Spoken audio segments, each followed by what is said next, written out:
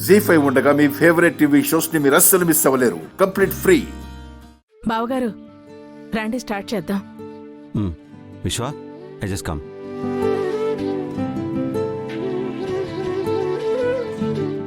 అన్నీ అనుకున్నట్టే జరుగుతున్నాయి. మావయ్య కాసేపట్లో రాజుని బయటికి గెంటేస్తాడు. ఇక మనకి ఏ వైపు నుంచి కూడా ఆటంకాలుండవు మమ్మీ.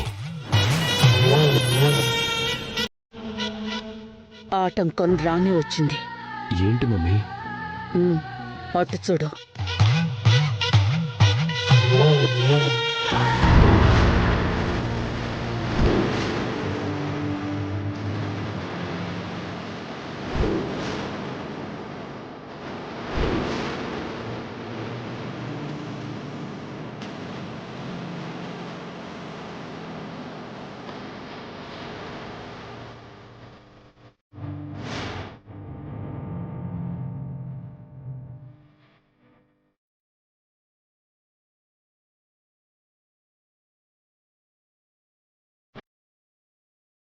మందరం, కడుపుతో ఉన్న స్త్రీలు గర్భగుడిలో ఉన్న అమ్మవారితో సమానం.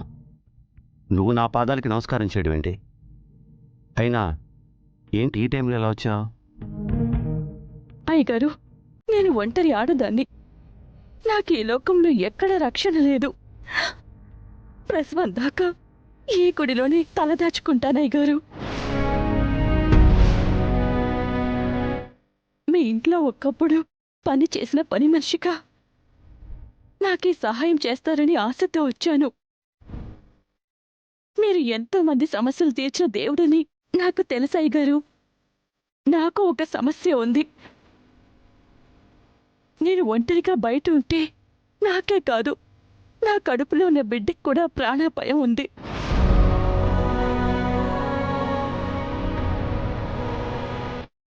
నాకు ఆశ్రయం ఇచ్చి మా ప్రాణాన్ని కాపాడండి.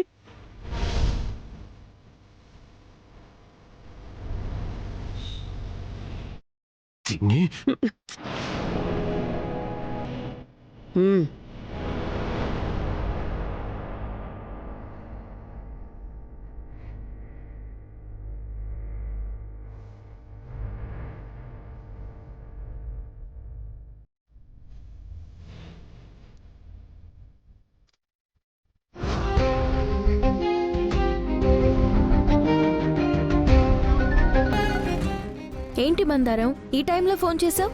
ఏమైనా ప్రాబ్లమా? దీపక్ బాబు వార్నింగ్ ఇచ్చారు అమ్మాయి గారు. ఈ ఏరియాలో ఉండడానికి వీల్లేదన్నారు. అసలు ఈ సిటీయే వదిలిపెట్టి వెళ్ళిపోమంటున్నారు.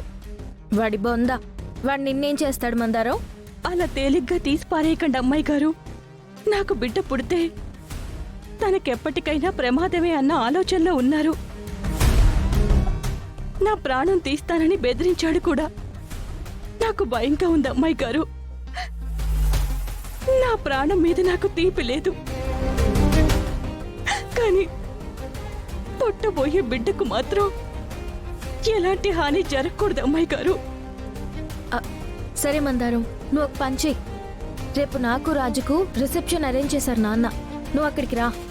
నీకు ప్రాణాపాయం ఉందని డెలివరీ అయ్యేంత వరకు ఆశ్రయం కల్పించమని నాన్నని అడుగు. నాన్నే గనుక నీకు అభయం ఇచ్చారు అంటే ఇంక నీకే సమస్య ఉండదు. నిన్నెవ్వరూ ఏమీ చేయలేరు. సరే అమ్మాయి గారు, మీరు చెప్పినట్టే చేస్తాను. జీ5 యాప్ డౌన్లోడ్ చేసి అన్ని ఎపిసోడ్స్ పూర్తి ఉచితంగా చూడండి.